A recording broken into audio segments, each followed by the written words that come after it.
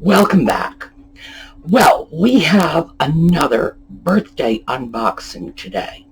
When Karen Hopper sent the box that she sent a couple weeks ago, she sent two of them together, and the post office sort of held on to one for a while.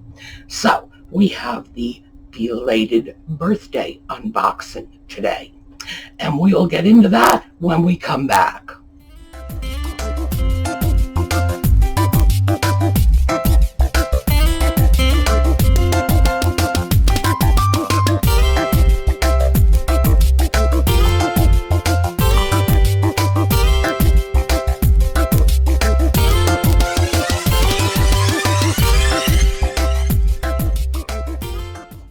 Okay, we are opening a box. Now, while I am doing this, Audie is in the other room, sound asleep, which is good because this could be extremely awkward if I had to open a box with a cat trying to get into my lap at the same time. So I have to hope that I at least get most of this taken care of before he comes scrambling in, looking for love in all the wrong places. So, let's see what we have here. Okay.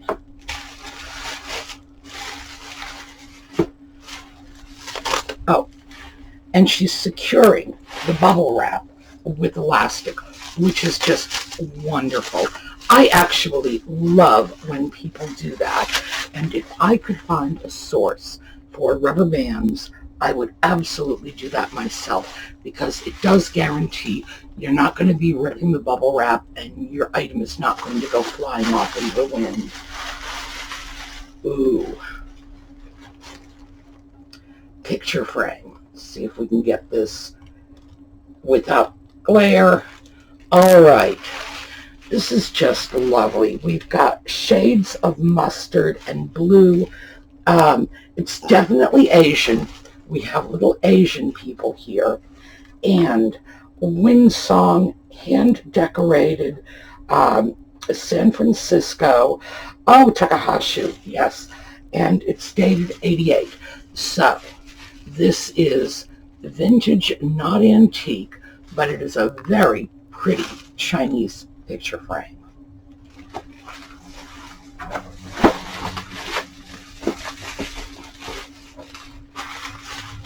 All right.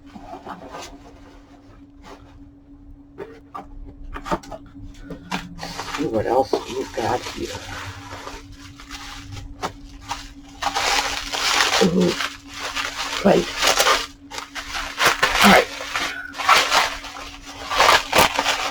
Let's see if we can get a look at it. Oh, my goodness. All right. Nice geisha ware. As you know, green is one of the rare colors for geisha ware. Mostly it's red, a sort of brick red along the edge. This is green, and let me get this right up there. All right, there we go. Can you see the gilding? It's catching the light. And it's beautifully executed. It's a lovely piece. We've got a tiny chip right down here, right there at the very bottom. And because there's a little missing paint over here, it's actually hard to see the chip. You run your finger across, that's how you tell. And that's the, is that a chip? Yep, we've got another tiny chip here. So, we're going to repair the chips, and in all likelihood, this will become part of a geisha ware tidbit tray. It's beautiful, but look how well, let me see, there we go. Look how well they colored in the lines. With geisha ware, that's what you always, well, two things. I'm sorry, three things. All right, we start by looking at how well they are coloring in the lines. One, the color of the edge. Red is common, green is less so, blue and black are rare, and those are about the only colors I can recall seeing. And then finally, we look for gilding. Gilding is usually indicative of higher quality pieces, but of course you can see this is a very high quality piece because we've got everything. We have one of the rare colors, we have a beautiful paint job, and we have the gilding. And the gilding, let me see how close, can you see this? This is the gilding right here, just under the green. And it's not just dribbles of paint. It's in a very nice little swirly pattern. So that's how you tell nice geisha ware. And obviously, Karen doesn't need any instruction on this. So what have we here? We have a box. Oh, plates. All right.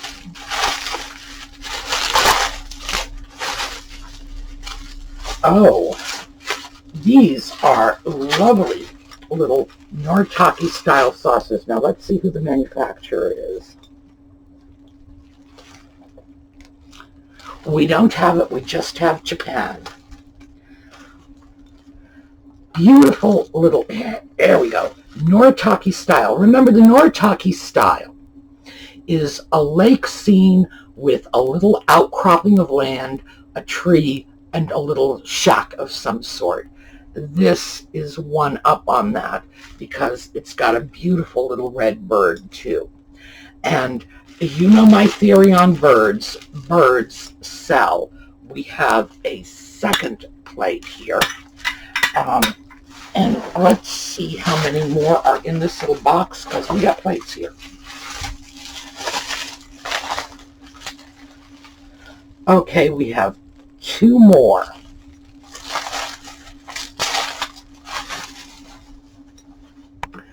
Beautifully executed, perfect condition, really, really nice pieces.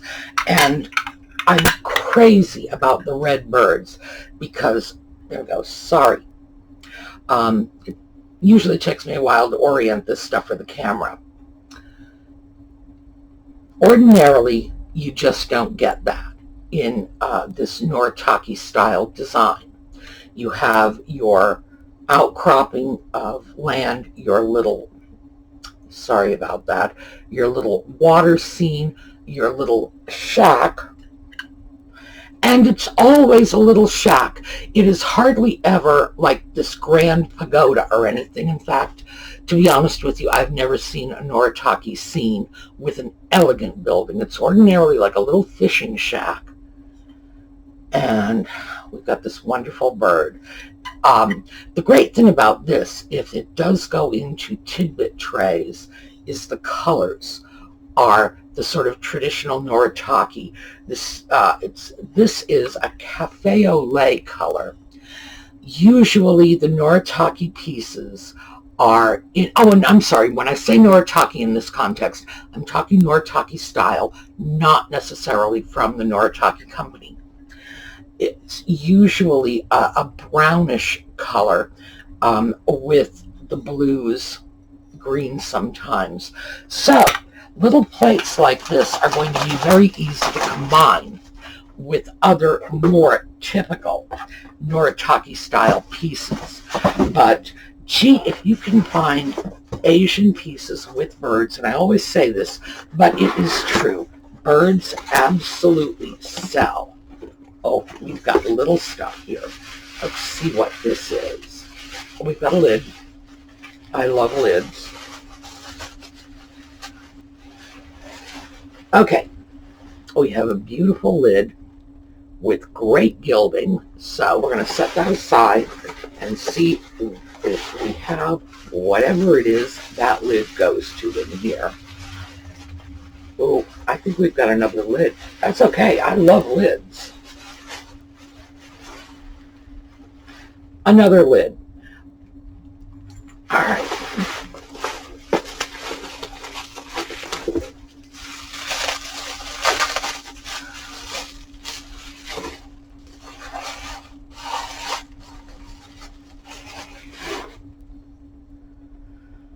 Oh my, we have a teapot, and our teapot goes with these beautiful little saucers.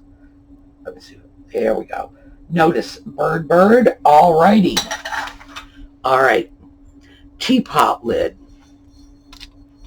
Now, two lids almost identical. The one with the tiny hole is always going to be the teapot lid. That is because the hole is there to release the steam from the hot tea. So we've got a tiny little teapot, and let's see what else we got.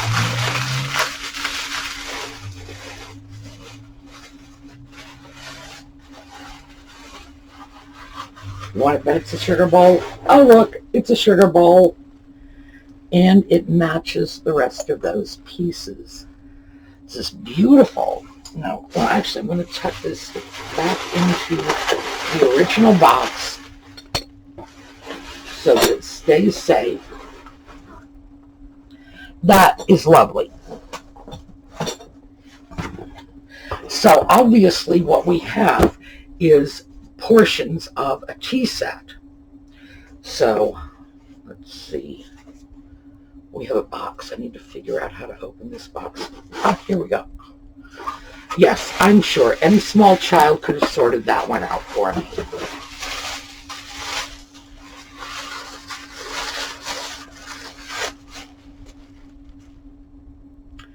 Well, we've got cups.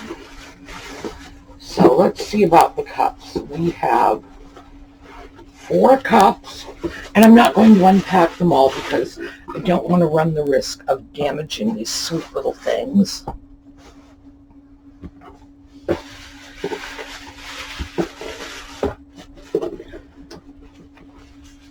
Box. I learned from the last one. I think. Yes, I did.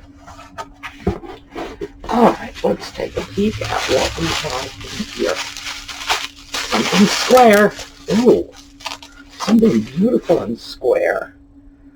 All right. This is an Imari style lid. This is the Japanese, whatever this is. Let's start with our lid. Imari style, you can tell from the border. And let me get this in close. I'm going to try to avoid the glare so you can see. It's a Japanese carriage. This is a very common motif in Japanese painted porcelain, especially in the Imari pieces. And this is, ooh, I didn't break it. See, it's a lid. So I have to watch those butterfingers. I'm going to figure out what that lid goes to. Beautiful lid. And as I say, I like lids. Oh, well, this is pretty. These are beautiful little hand-painted flowers. I am not sure what kind. I am tempted to say they're little begonia-style flowers. And it looks like it's got a little friend here. So I am thinking this is a tiny little cash pot. Primula, again, Takahashi from San Francisco. All right. We've spoken, in fact, I think I did a whole video on Otagiri. They were a company that was in San Francisco, in California, importing Japanese wares into the United States. The Takahashi was another such company. Otagiri was a little earlier, Takahashi's a little later, but this is a beautiful little covered cash pot or trinket dish. And it's from a known importer, which is really great. So I'm going to tuck that aside. Oh, we have a square Imari style something. So let's see what goes with that. Oh my goodness. All right. Well, Imari porcelain.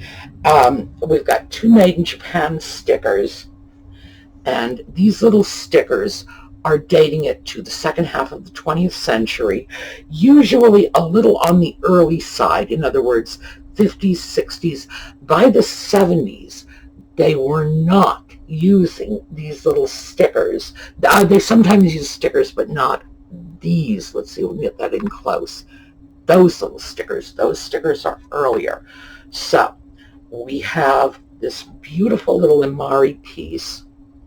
We've got the carriage design. See, now what do we have? Is that a bird? Yes, that is some kind of bird. Maybe it's 2 birds. I have no idea, but they're lovely. And we've got the carriage again. Is that adorable or what? That is just wonderful. It's just, whoa, it is a lovely, lovely Imari style piece. Oh, and again, Karen's considerate. She's using easy release painter's tape, which I do in fact love. And this is Occupied Japan. All right, this is in the style of a Toby mug, but of course it's not. A mug would have been much larger, and a mug would also have more of a fat, rounded shape. So I am going to say this is a small vase or holder of some sort. It's not a creamer. Okay, how did I just tell that? All right, stuck my finger inside and felt around. If this were porcelain designed to contain food of any sort, see this beautiful, shiny interior? Well, you can feel that perfectly smooth. You go all the way inside and start feeling around the bottom. It's glazed, and I can feel that it's glazed, but it's not the same beautiful, shiny, smooth glaze as in the top. If it were designed to hold food, that glaze would be all the way through. So we know it's not a creamer. We know it's a vase, possibly even a planter. Maybe it was designed to hold something entirely different. Although I don't know. I mean, let's take a look at it. We're looking at something that's approximately 3 inches tall.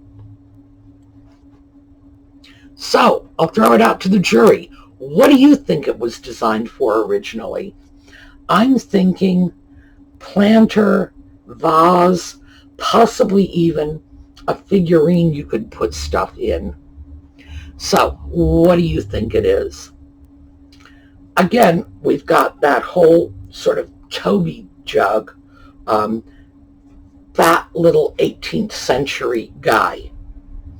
I have no idea if any, let alone all, fat little 18th century guys were named Toby, but that's what we call them. So, and also, I hope I mentioned that was Occupied Japan. Ooh, another lid. Well, let's see what this is.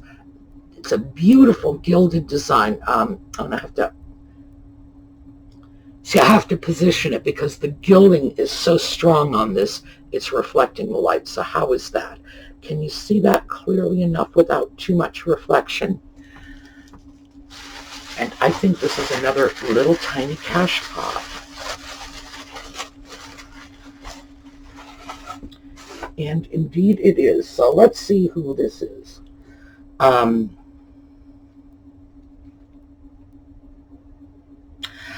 can't read this. We have a sticker, and right now I simply cannot read what it says. I'm going to have to enlarge that. Beautiful, beautiful piece. What we have here is peacocks. We've got peacocks and we've got chrysanthemums. So what does that tell us? We know it's Asian. We can tell just by looking at it it's Asian. Peacocks and chrysanthemums tell us Japanese, not Chinese. The Chinese were all about the peonies. The Japanese are all about the chrysanthemums. So if you can just hold that in your head, China, peony, Japan, chrysanthemums. That'll help you just do a very quick identification on a lot of Asian pieces. This is beautiful, though. This is really lovely. All right. One more box in here. And I have no idea how I'm going to open this one. Oh, yes, I do. Okay, here we go. There. And we've got more little itty-bitty stuff. Oh, my word. This is a beautiful European-style mini vase. We've got this teeny weeny picture of 18th century, yes, 18th century couple. It's this wonderful burgundy and gold. I'm not sure how old it is. My best guess, based on the style, would be second half 20th century. I could be wrong about that. It could be earlier, but the gilding seems like it's in really good condition for something that would have been earlier. So I'm going to say second half 20th century. And I'm also going to say this is a European piece. And it's beautiful. It's just this tiny little darling thing. Now, we've talked about that before, these teeny little bits of porcelain that in the 20th century, people just stuck them everywhere. They stuck them on their mantelpieces, on their windowsills. Woohoo! All right. This one is marked Japan, but as you can see, we really didn't need that. Remember what we were just talking about. The chrysanthemum is Japan, the peony is China, and this is, yep, too many petals for a peony, it's chrysanthemum. Beautiful cobalt blue, a little bit of gilding on the rim. The gilding is in good shape, but we've got ourselves a fairly early Japan mark. So, second half 20th century, it's going to be much closer to 1950 than to 2000.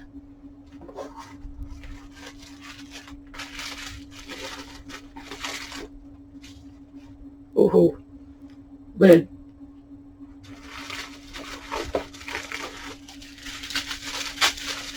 Now, oh my. Well, this is UNESCO. All right. This is obviously an UNESCO sugar bowl, I'm going to say. A lidded thing with feet and two handles. Sounds like a sugar bowl to me. UNESCO is one of the companies, oh my, yes, okay, here's its friend, the creamer. UNESCO is one of the companies, all right, here's our set. So let me get it back a little so that you can actually see it without too much glare. Very, very sweet little sort of personalized cream and sugar. And if you will recall, I recently picked up a small set like that, again, from Japan. That one was left, and it was the paisley blue. Companies like UNESCO, Norleans, not New Orleans, Norleans, Lefton, oh goodness, and now that I'm trying to think of them, they were importers after the Second World War who brought Japanese porcelain into the United States, and they ordinarily marked their pieces, often with little foil. All right, there we go. This is gold foil sticker, and if I stick it right in the direct light, it's just going to glare and you're not going to see anything. But little stickers like that, and that's how you tell their pieces. They usually put their own trade name on it and made in Japan. So when you find odd little names like this, and there are so many, one of these days I'm going to sit down with a pencil and piece of paper and just write you a list of nothing but these company names. There were just so many of them. They brought the Japanese pieces in the second half of the 20th century after the war. They were very active in the 50s and 60s. Beautiful, beautiful pieces they were bringing in. Ordinarily, they were low cost, but as you can see, very high quality pieces.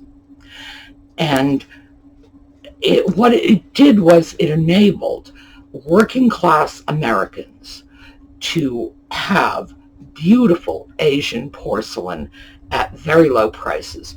These were pieces that would show up in stores like Woolworths or Kresge or we don't even have five and dime stores, basically.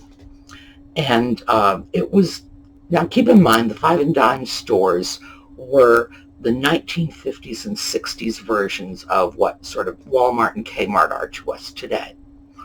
I don't think we have any five and dime stores. I think they have been just subsumed into these giant chains, and that's it. They're gone. It's something from the past. But those stores enabled not just the average working class American, but the average working class American in the little podunk town in southwest Nebraska or wherever they were to get really nice pieces of quality porcelain at very, very affordable prices. Because prior to these imports, if you wanted high quality porcelain and you lived in a small town in the middle of nowhere, you either had to go to your nearest big city and buy something in one of their pricey department stores, or you just did without. So there was like this huge void that was being filled by these importers. Now, at the same time as these people were bringing in high quality pieces, there was a lot of super cheap crap coming in. And there was a period, especially in the 1960s, when made in Japan was virtually a joke. We had been flooded with cheap Japanese stuff. And then at some point, and I think it was right around the early 80s, all of a sudden, made in Japan was high quality cars, high quality electronics. I can remember going into a store and getting a CD system player thing. Yeah, I wanted to say stereo system. That tells you how old I am. And it was a Japanese brand, which was something I would never have considered 10 years earlier. But that Japanese brand was top of the line, state of the art. 10 years earlier, that Japanese brand would have said to me, I am a knockoff and I am going to drop dead on you in 2 weeks. So the entire Japanese export industry pretty much turned around on a dime. In one decade, like, for example, the 60s, it was considered junk. Another decade, the 80s, 10 years later, suddenly it's fabulous.